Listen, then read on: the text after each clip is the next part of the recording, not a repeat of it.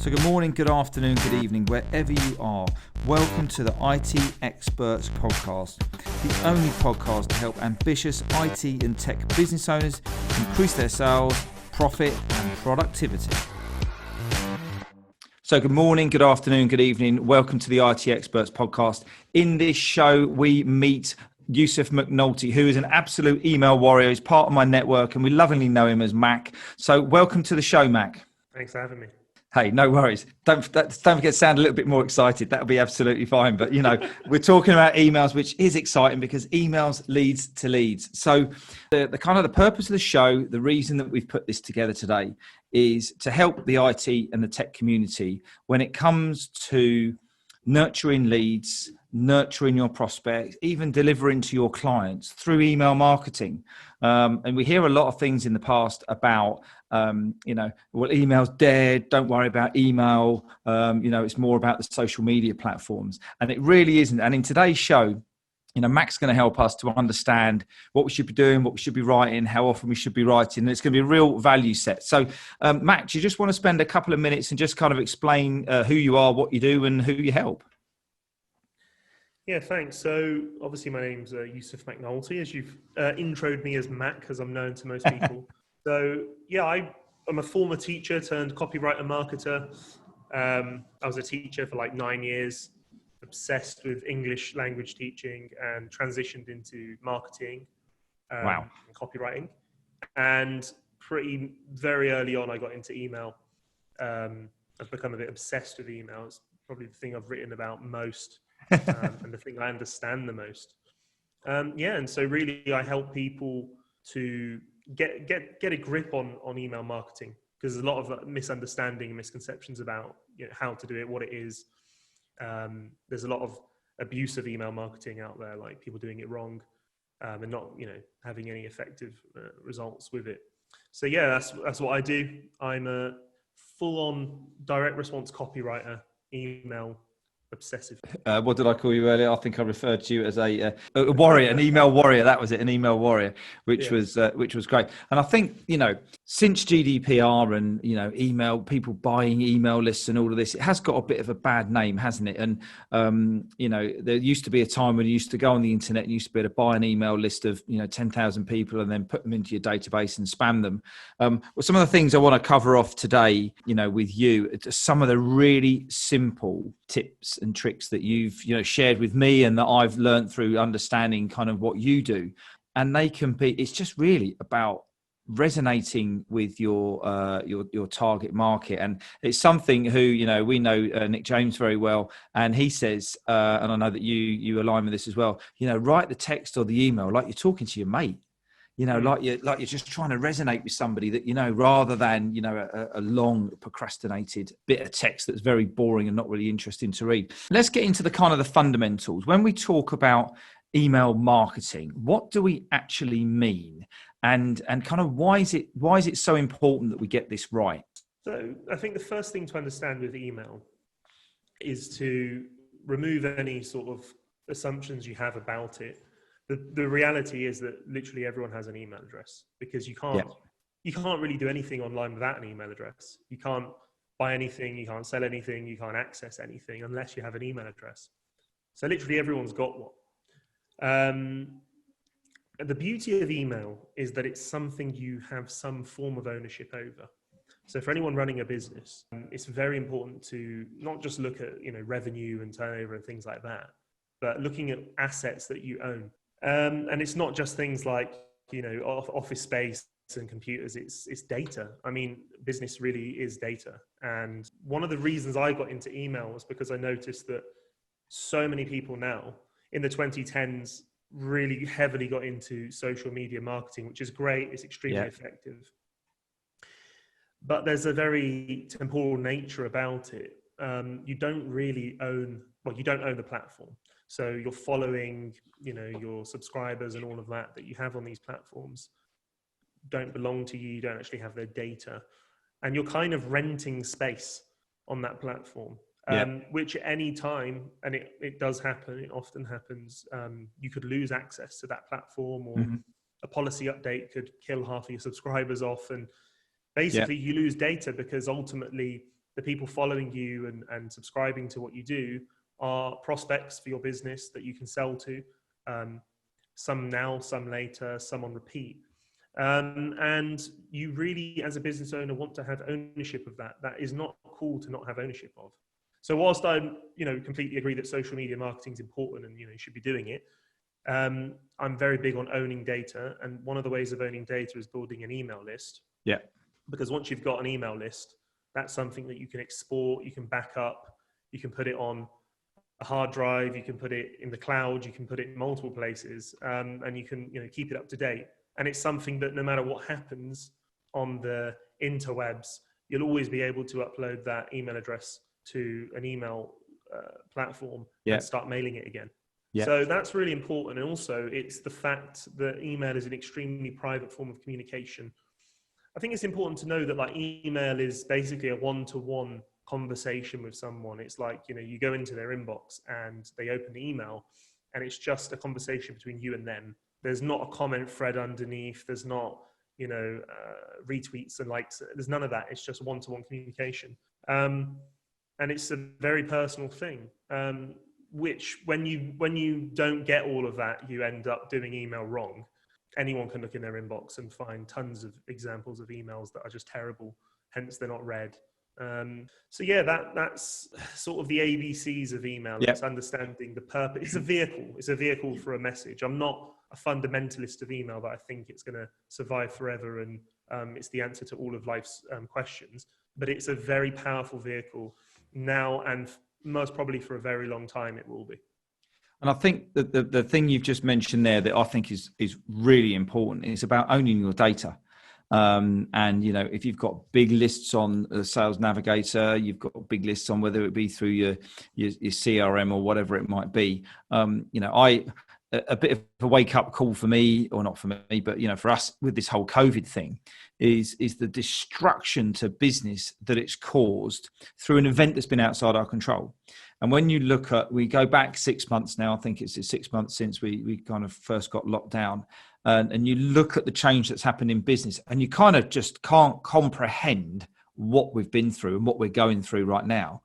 And it made me think that there is a fairly good possibility that you could wake up one day and can't get into LinkedIn, or your Facebook doesn't work, or the internet doesn't work. Now, I know that your CRM is essentially going to be on the internet as well, but if you can't get into that data set, and there's all these privacy issues around Facebook and the images and all of that sort of stuff, it's not your data. As soon as you put that picture on Facebook, that's not your data, and that's a really key thing. And the other thing you said there that I think is overlooked often is that when you're on social media talking down the lens or the microphone or on your email, it is a one-to-one. So if you go onto LinkedIn and say, hi, LinkedIn, you're not actually resonating with the person that you're talking to. You wouldn't go onto an email and go, hi, email list, today I want to talk to you about this, because you're going to open it up because he's not even talking to me.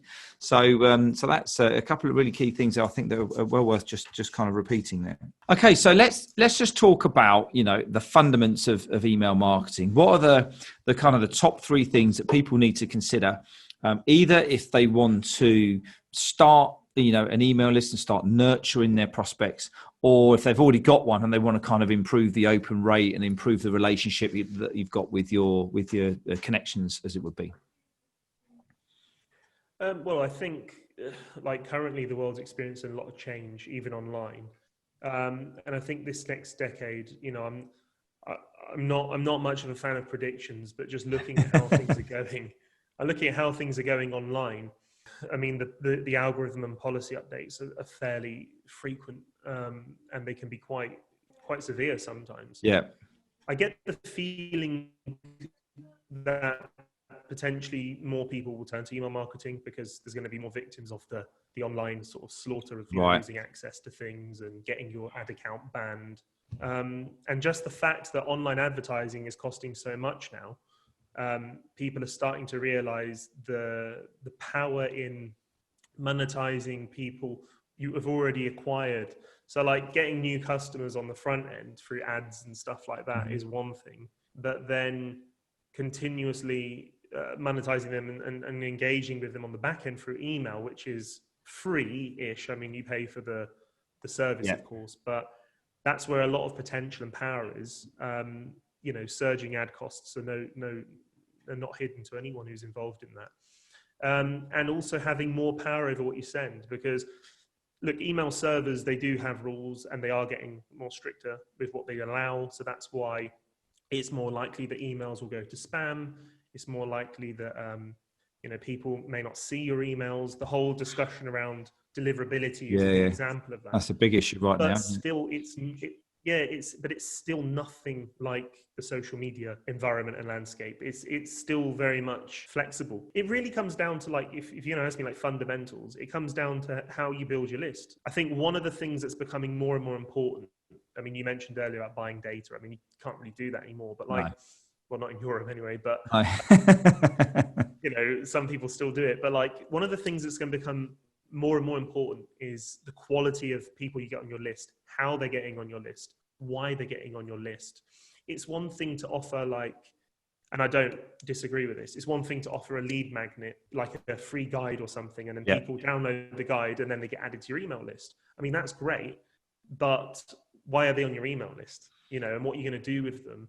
And are they a good fit for what you do? Are you qualifying? Are you engaging?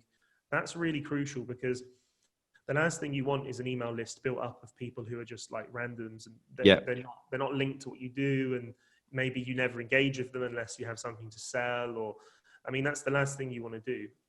So list quality is going to become more and more of an issue, because look, I mean, if email servers, they track everything, so they can see that when you're sending in, let's say you have an email list of 1,000 people and you send emails to this 1,000 people. Well, the email servers can see how many of them are opening the emails, how many of them are clicking on the emails, how many of them are unsubscribing or marking as a spam complaint. And that affects your deliverability score.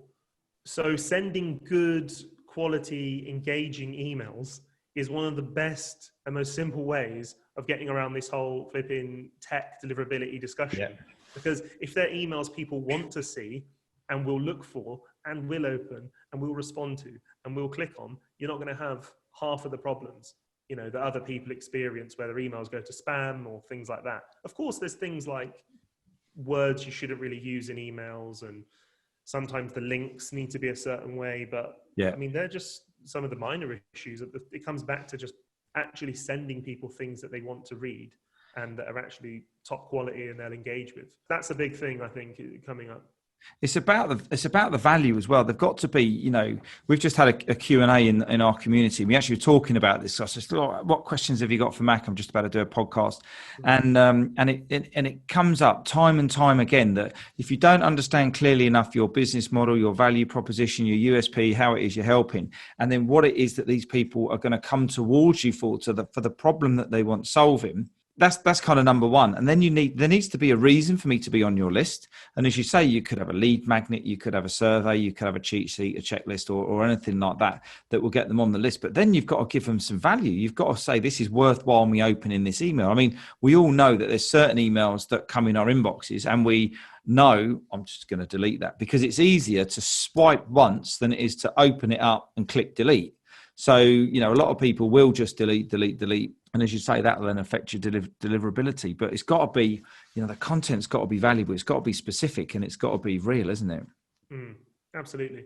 100%. It comes back to, again, it's like focusing on the fact that email is a vehicle to convey a message. It's not the, be all end all. So what message are you conveying? Like, what value is it? What are people going to get out of it? Why would people open?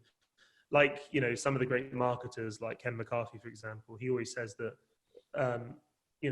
when you're going to send something like an email, you've got to ask yourself, is this good enough for someone to spend 30 seconds of their day reading? And 30 seconds is like nothing, but is this going to be worth 30 seconds? Because that's probably all you're going to get is someone's going to open it, scroll with the thumb because everyone's on the phones, and that's it. So what are they going to get out of that email? Is it actually decent?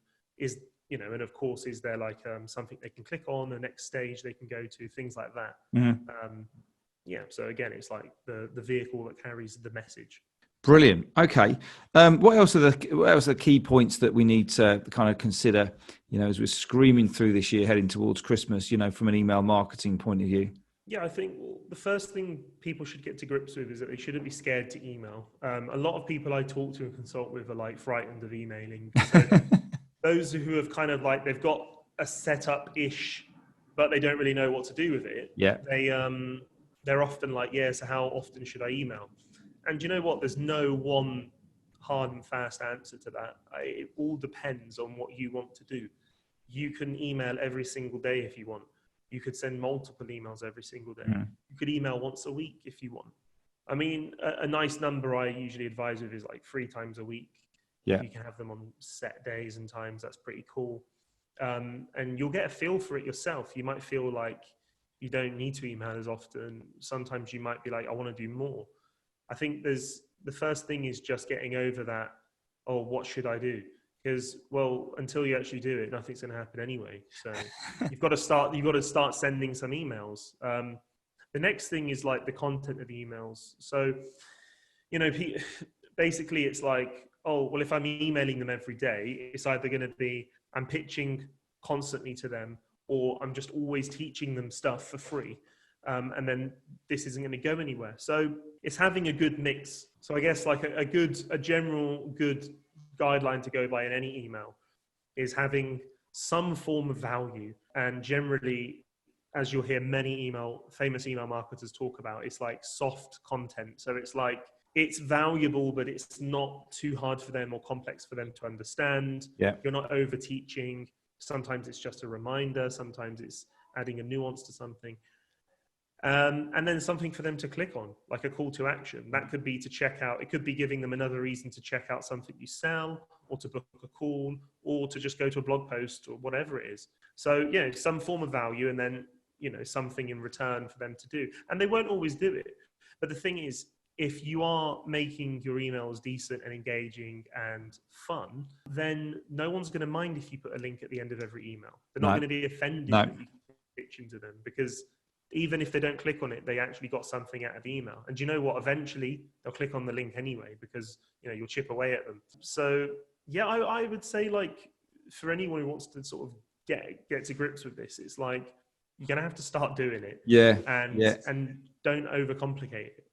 So one of the questions that we get asked in the community is, what are some of the key steps to nurture, you know, your leads in terms of the type of content? You've just talked about, you know, soft content.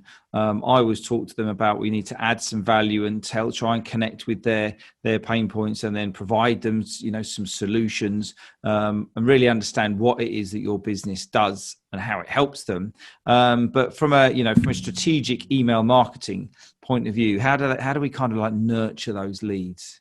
Well, I think there's 2 things in email that you should have in any email setup. The first is automated emails.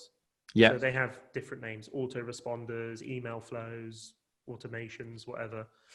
They're emails that you've set up in advance that happen when a particular action is taken. For example, someone downloads an ebook.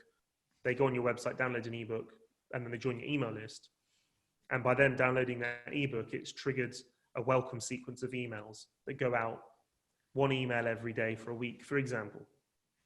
Right. So that's one thing that you should have in your business, is some form of automation. It differs for businesses. I mean, I've written for so many businesses in email. I've done it all, like high ticket, e-com, health, financials, everything. And they kind of differ on how many automations they have. But I mean, for your audience, the very, very minimum would be a good welcome sequence. Yeah.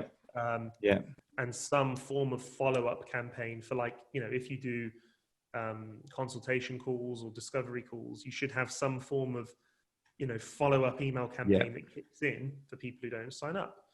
The other thing to have alongside automations is broadcast emails. So broadcast emails are like one-off emails that you send out. So when I said earlier about, you know, maybe you email 3 times a week, they're broadcast emails. Right. So they're like current and relevant, because with automated emails that, you know, you set and forget. So they've been written in the past. Obviously, you should update them from time to time, but people can kind of tell that they are automated. Broadcast emails are written in the moment, so they're much more up to date. They're relevant. You can use, you know, like current events and news hacking and things like that to engage with people, and that you're actively sending them out. So I think you should have a good broadcast schedule. So again, it's like 3 times a week is a really good way to start, and set the days that you're going to email. Maybe Monday, Wednesday, Friday, or Tuesday, Thursday, Sunday. I mean, I email my list Tuesday, Thursday, Sunday, and it works for me. Yeah. Or just do it twice a week. Commit to a broadcast schedule, and then also make sure you have the right kind of automation set up, the minimum being a welcome sequence, because ultimately when people come onto your list, you want to nurture them so they know more about you. So maybe they found your website and they've downloaded an ebook, whatever it is. Okay, good. So they're like kind of interested, but they probably don't know much about you yet. What often happens is people get the ebook and then they don't get anything else. Mm-hmm.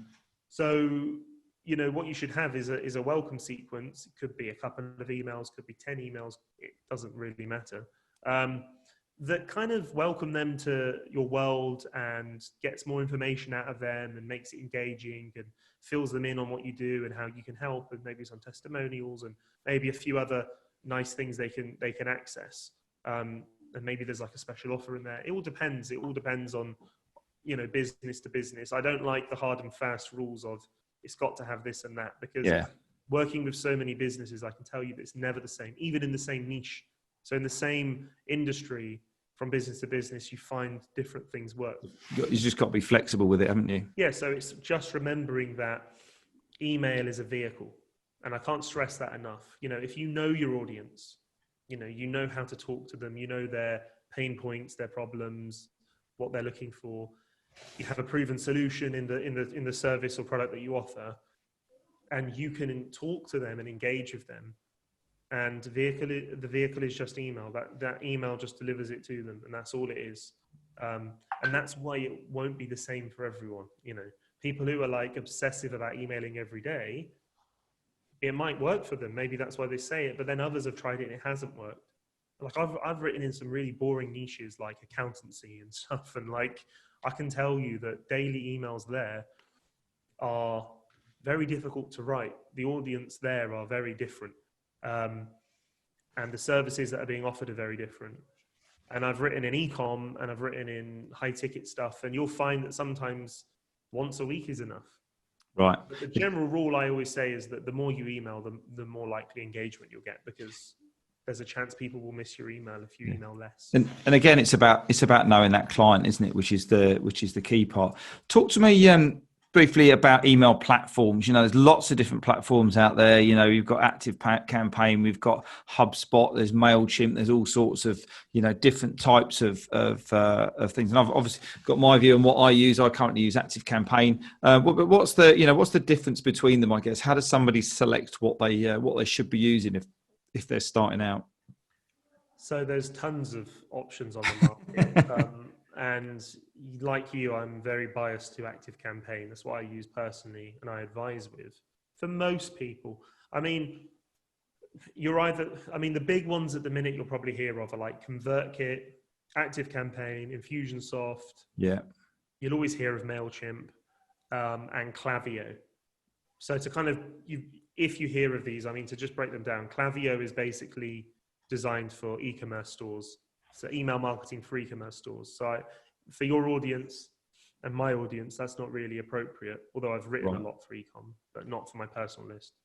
So Klaviyo is like that. Then you've got ConvertKit, Infusionsoft, and Active Campaign, and Mailchimp, which can all kind of do the same sort of thing. However, Mailchimp is very beginner friendly. Most people use the free account. Yeah. They've kind of upped their game actually on their paid subscription. So they're getting better. But my advice is, you know, if you're going to pay for an email service, don't go there. You've got Aweber as well. They're very similar. What I like about, so you've got ConvertKit, Mailchimp, and Aweber. These are very similar in terms of their email-centric platforms. Right. The great thing with Active Campaign and Infusionsoft is they do a lot more than just email. Yeah. And you have like a proper sales follow-up, CRM, and all that stuff. And they're very, very powerful. And it's basically, everything's very intuitive and built in. Now, when it comes to the Infusionsoft Active Campaign battle, what I tell a lot of people is most of the things you're going to go to Infusionsoft for, because Infusionsoft has a name for being very, very powerful and it can do a lot. People call it Confusionsoft. It can do so many things. it's kind of confusing what you actually are doing with it anyway. Yeah.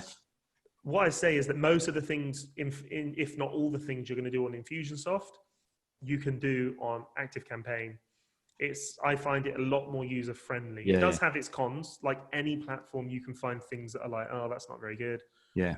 But in terms of setting up email automations, in terms of building lists and segmenting, tagging, building forms, having sale pipelines, all of this stuff. Yeah. Broadcast emails, all of it. ActiveCampaign can do the whole lot. And it's usually cheaper as well. Like I don't compare them anymore. I used to compare them, and like ActiveCampaign was always cheaper than Infusionsoft. Mm-hmm. Like Infusionsoft charged ridiculous amounts for literally the same thing, but a much more fun experience over ActiveCampaign.